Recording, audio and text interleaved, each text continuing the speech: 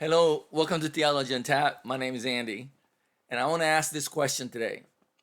Do you consider yourself a strong Christian or maybe a weak Christian? Now, in order to answer that, you have to first of all understand who is considered strong Christian and who is considered a weak Christian. Because it's different than the way we see things in the world. Because in the world, we know exactly who is strong and who is weak, right? Steve Rogers at the beginning of the movie Captain America is weak, but afterwards he becomes strong. So strong he becomes a superhero.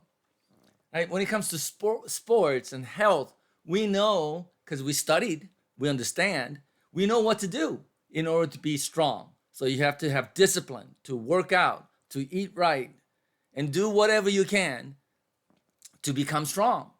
And there are a lot of people who are very well disciplined, but there are a lot of us who are not very disciplined. So you could say, I am weak and he is strong. But what about in Christianity? Is it still the same? So in many instances, I meet people that say, I need to learn to become a strong Christian. Now, what does that mean? Well, just like the world, you gotta have discipline.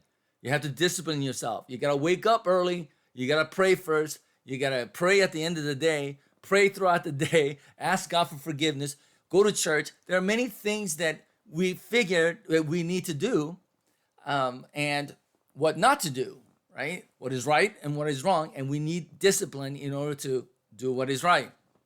So in a way, you could say learning to restrict yourself, discipline yourself, then you could be a strong Christian. So whoever doesn't sin as much as the other, commits their life to church lifestyle, is considered a strong Christian. But Bible seems to say something else. Romans 14, this is what it says. Assist him who is weak in the faith and do not waver in your reasoning. For one believes that he may eat all things, another who is weak eats vegetables. Let not him who eats despise him who eats not, and let not him who eats not judge him who eats, for God has received him also. Who are you to judge? Right? So what Paul is saying in Romans 14 is this. There are those who discipline themselves, saying that they don't eat meat for religious reasons, and they only eat vegetables. And Paul considers them weak. Now, if you continue reading in chapter 14, it has to do with Sabbath rules and other things. So it seems like if you are living a religious life of setting rules and regulations for yourself, you're considered weak. Doesn't matter if you are so well disciplined of obeying all these rules. But those of us who have the freedom to eat whatever we want, and there are no rules that restrict us from living a life that we want to live. Those are considered strong in faith. It's completely opposite of the way the world thinks. Now, you may come up with a bunch of reasons why eating only vegetables is good. And one of the main reasons people say is the meat is from animals that God created, so killing them is wrong. That's a good reason. And there's other health reasons they come up with. And my only reason for eating meat is I like pork. A little Norm Macdonald there. All right.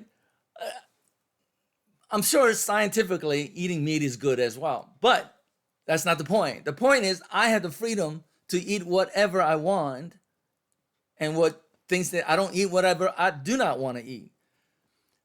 So those of people who have that freedom, for in the Bible says, is for liberty that Christ has set us free. No restrictions. Is considered the strong.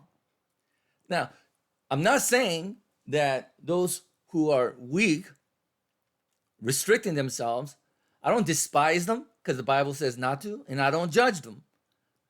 whatever you believe, go ahead and live your life.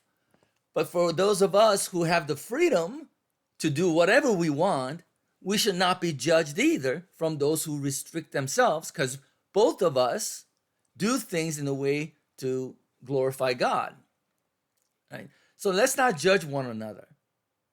Right? And stay strong in faith. Right? Follow the steps of the Spirit.